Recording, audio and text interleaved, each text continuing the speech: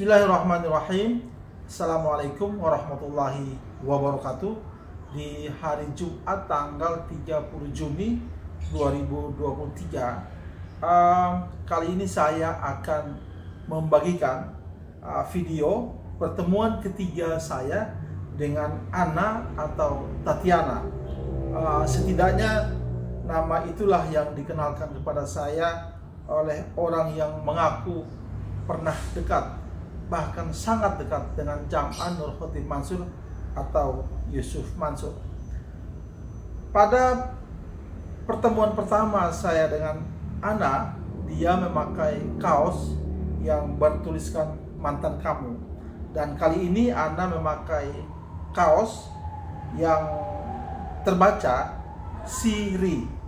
Ada gambar cincin kawin dan ada pula tulisan is yang diselipkan di tengah-tengah kata Siri, sehingga bisa mengundang pemahaman sebagai istri Siri, begitu bagi orang yang membaca kaos Tatiana ini. Ana mengaku bahwa kedua kaos ini sengaja dibuatnya untuk tampil di video-video saya, sehingga kalau digabungkan kedua kaos ini, yang pertama mantan kamu dan sekarang terbaca Siri, maka bolehlah saya memaknai begini: mantan istri Siri kamu. Setidaknya ini adalah opini saya. Mungkin saudara-saudara punya pemahaman yang lain, itu terserah saja. Saudara-saudara, Ana sudah akui dalam video sebelumnya bahwa dalam proses hijrahnya dia mau berguru kepada Jam'an Nur Khotim Mansur. Namun harapan itu dia tidak dapatkan pada Jam'an. Harapan untuk berhijrah maksudnya dia tidak dapatkan dari Jam'an, sampai pada suatu waktu dia bertemu dengan seseorang yang kebetulan bukan beragama Islam. Kepada orang ini dia mencurahkan semua isi hatinya soal problema kehidupan yang dia alami, dan Ana mengaku bahwa dia mendapatkan kesejukan dengan orang ini, sehingga hampir-hampir saja Ana murtad dari Islam. Saudara-saudara, bagaimana kalau Ana sampai murtad dari agama Islam? Apakah boleh kita mensalahkan Jam'an? Apakah kita boleh mengatakan bahwa Jam'an ikut bertanggung jawab andai dia murtad? Wallahu a'lam.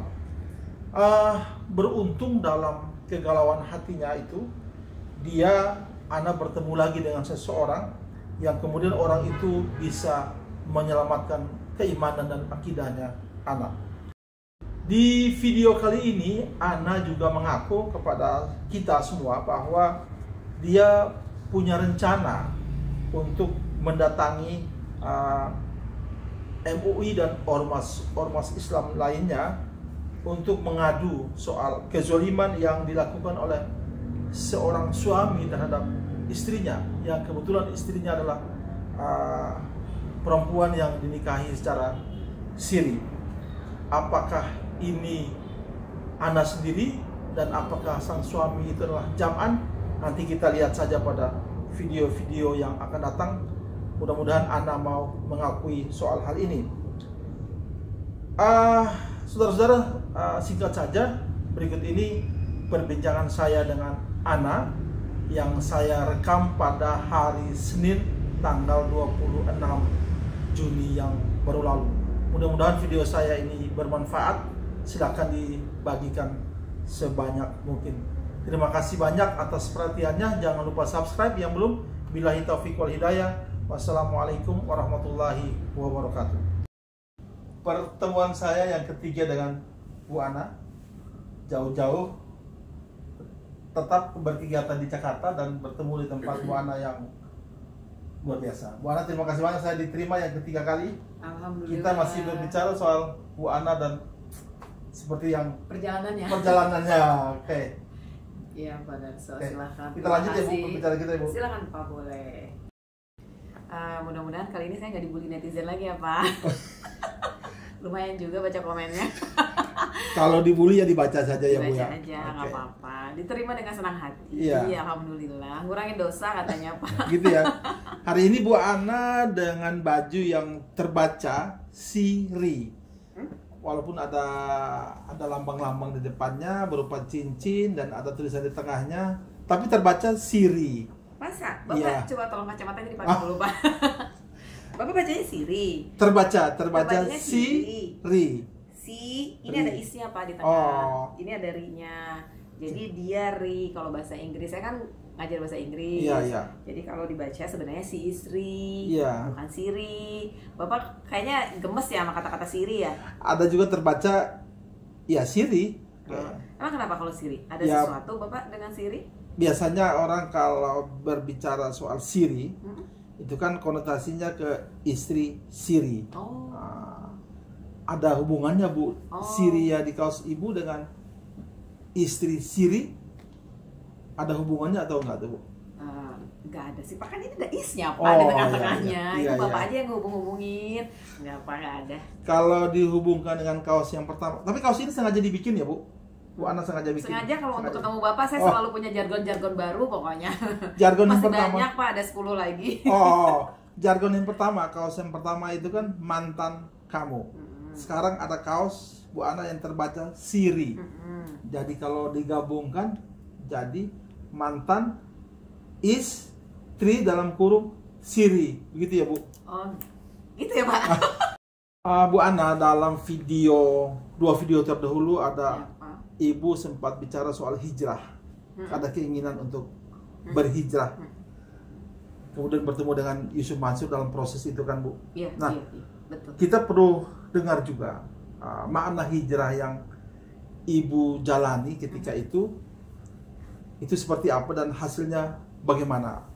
Dalam proses hijrah itu ada gejolak-gejolak atau apa gitu dalam perjalanan hidup Bu Ana. Silakan Oke. Bu. Siap, terima kasih Pak Darso. Jadi saya itu kenapa akhirnya menghubungi Pak Darso, Iya. ya kan, kemudian kenapa berani muncul, Iya. itu pengen banget seandainya ada kisah yang positif yang terjadi sama saya itu bisa diambil oleh banyak orang, Iya. terutama untuk kaum perempuan, ya kan. Kan Pak Darso kenal saya udah lama, Iya. ya kan, dari dulu saya nggak mau, tapi Iya. sekarang mau itu karena saya langsung punya pemikiran, oh siapa tahu kisah saya ini bisa diambil sisi positifnya sehingga tidak terjadi sama kaum wanita manapun, bisa memberanikan diri untuk tampil. Iya. Saya cerita tentang hijrah kali ini Iya. Pak. Iya. Pada saat itu kan saya dari dunia kiri, saya bilangnya dari dunia kiri, dunia yang tidak baik menurut saya. Iya. Kemudian saya pengen pindah haluan ke dunia kanan yang Iya. lebih baik. Iya. Ya kan, artinya belajar tentang agama. Iya. Nah, ketika saya diperkenalkan dengan beliau ini oleh teman saya, harapan saya kan saat itu saya dituntun dan segala macam lah. Ternyata ekspektasi saya kan tidak tercapai, sehingga ketika saya dulu kenal beliau, kenal dekat ya, dalam proses di awal-awal tuh kenal dekat, Iya. kan kenal dekat. Nah, ketika kenal dekat itu saya merasa oh oke, ternyata mau hijrah terus nih. Iya. Terus tiba-tiba saya di-cut oleh beliau sekitar 2 tahun kemudian. Tiba-tiba saya bukan di-cut, artinya disuruh keluar kerja. Nah, setelah keluar kerja itu yang dijanjikan pindah ke Jakarta, saya pikir tadinya saya mau belajar lebih intens. Iya. Ternyata tiba-tiba saya di-cut. Di-cut itu tidak ada hubungan apa-apa lagi. Artinya saya tidak bisa berkontak ya, tidak berhubungan berkontak lagi. Dibuat menjadi tidak bisa berkontak. Ya, betul, kurang lebih seperti itu bahasanya, Ya. Pak. Akhirnya Bapak bayangkan saja coba, saya punya anak, saya keluar dari pekerjaan, kemudian kehausan saya tentang agama tiba-tiba di drop, ya kan? Yang keinginan besar saya untuk belajar agama pada saat itu akhirnya kan jadi nomor sekian karena saya harus mencari kebutuhan perut dulu, Betul. terutama untuk kebutuhan anak saya gitu loh, karena saya nggak punya pekerjaan. Tabungan saya lama-lama juga habis Pak kalau untuk membiayai hidup. Nah, di saat saya galau, saya udah bener-bener itu ada kondisi di mana kritis, sampai akhirnya saya curhat ke salah satu teman saya. Kebetulan beliau itu agama sebelah. Iya.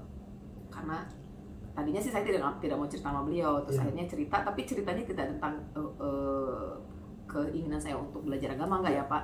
Artinya kegalauan hidup aja lah. Ini setelah diputuskan kontaknya? Ya, setelah saya nggak ada kerjaan, saya harus nyari kerjaan. Kan saya di titik nadir tuh Pak. Saya harus membiayai anak, nggak punya pekerjaan. Cari kerjaan kan nggak gampang Pak di kota saya. Kota saya kan kota kecil.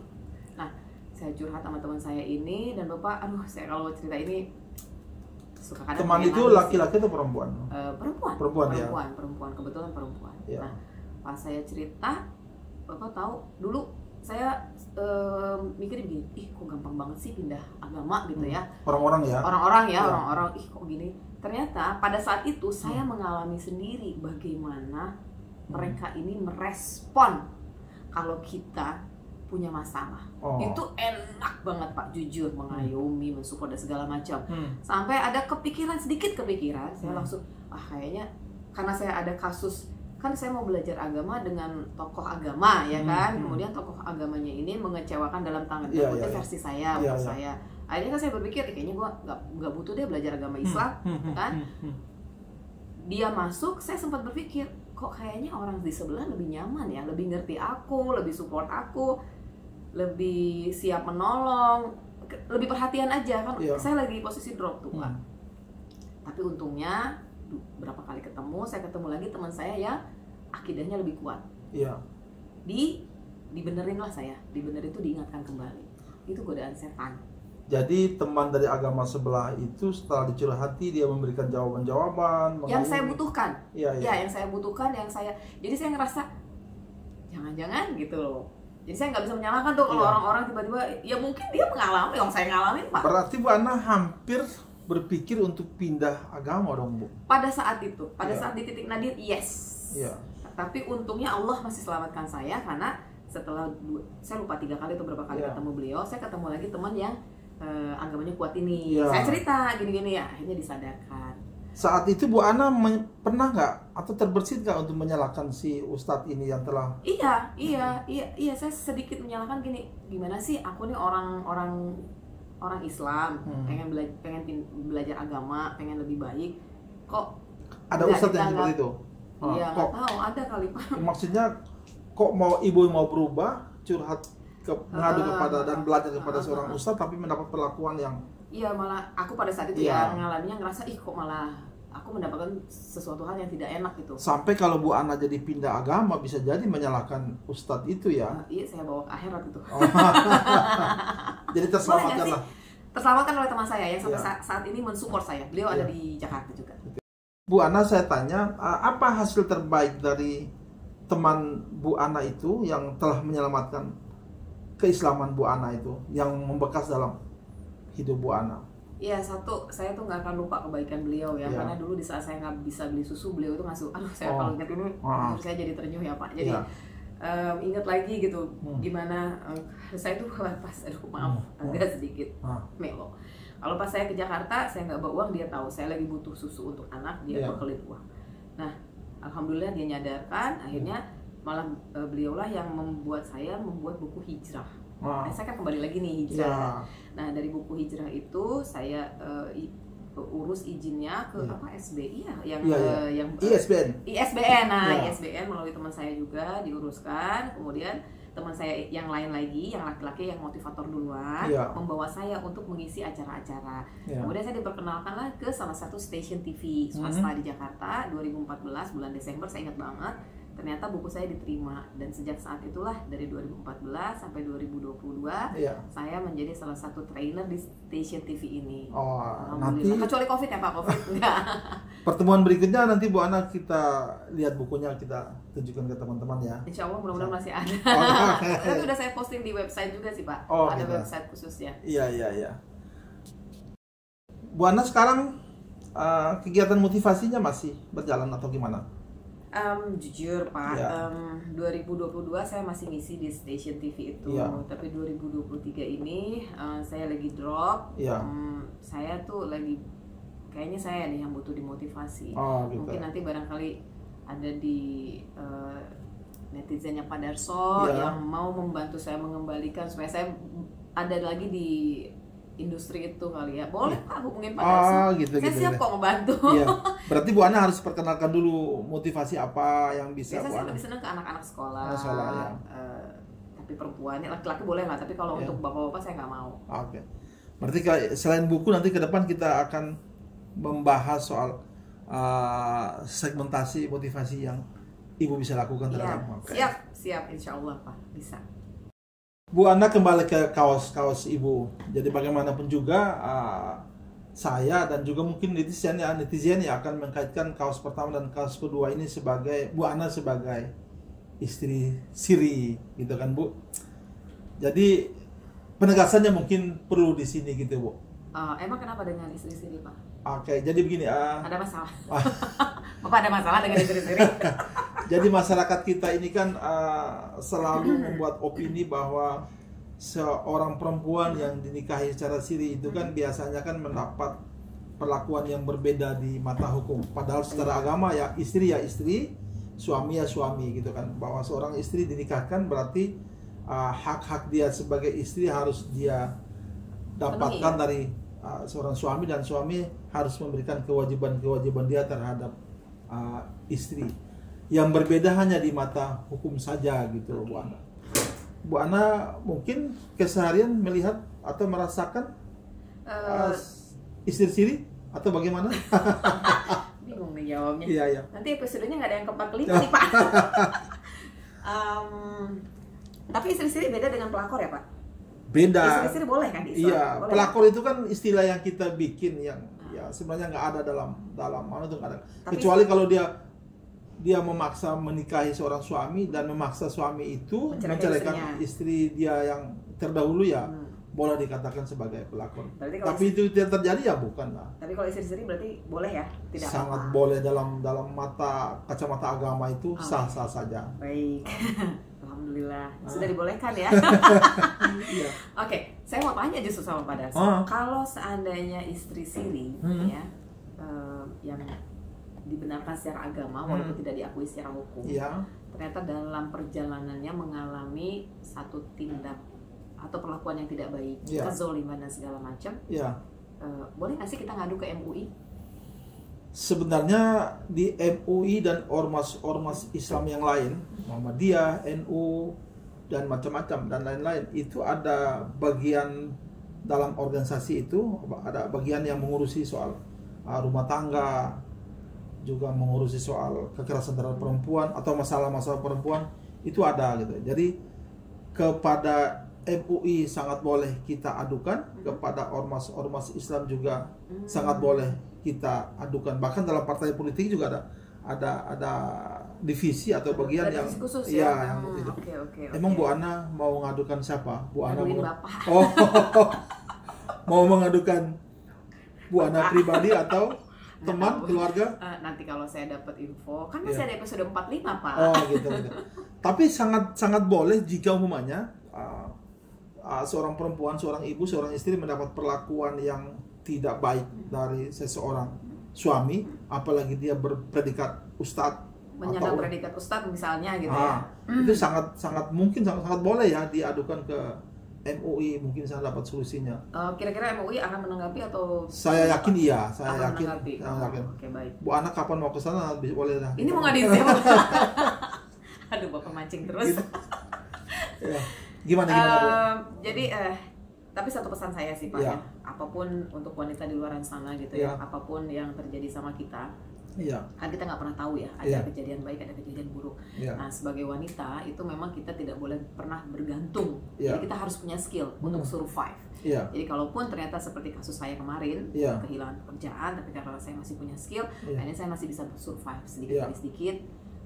Masih bisa membiayai hidup. Kan kalau kebanyakan, mohon maaf nih, kebanyakan janda atau apa ketika dia diceraikan, tidak punya skill, akhirnya mengambil jalan pintas dengan jualan itu ya Pak, ya kan? Nah itu kan tidak baik. Tapi kalau ternyata kita masih punya skill, walaupun hasilnya tidak besar, tapi kita masih survive dengan berkah. Jadi anak kita juga baik-baik saja. Sehingga harga diri terjaga.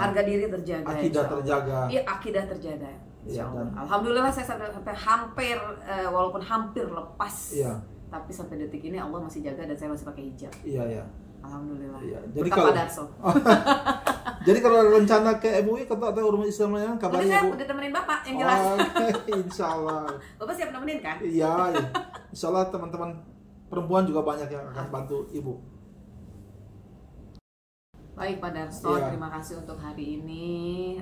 Mohon maaf seperti biasa saya hanya punya waktu singkat untuk Pak Darso karena saya harus lagi mengerjakan hal yang lain. Iya. Dan mudah-mudahan cerita saya kali ini bisa diambil sisi positifnya untuk kaum wanita di luar sana, Iya. ya kan, supaya jangan sampai terjebak lagi Iya. oleh rayuan siapapun predikatnya. Kemudian sebagai wanita harus punya skill. Kita nggak boleh bergantung sama orang, Iya. tapi kita harus punya skill. Ah. Insya Allah kita ketemu lagi untuk episode 4 dan 5 ya Pak. Yang lebih hot. Yang lebih hot. Oke. Ini yang ditunggu Bapak kan? Iya. Terima kasih semuanya, terima kasih netizen. Insya Allah Iya. kita ketemu lagi. Assalamualaikum warahmatullahi wabarakatuh. Begitu perbincangan saya dengan Bu Ana yang ketiga. Insya Allah masih ada pertemuan-pertemuan berikutnya yang Bu Ana berjanji akan berbicara lebih terbuka. Insya Allah ya Bu. Insya Allah. Oke, demikian pertemuan saya dengan Bu Ana hari ini. Terima kasih banyak Bu Ana ya. Selamat Terima jalan kasih ya. Pak. Assalamualaikum warahmatullahi wabarakatuh. Waalaikumsalam.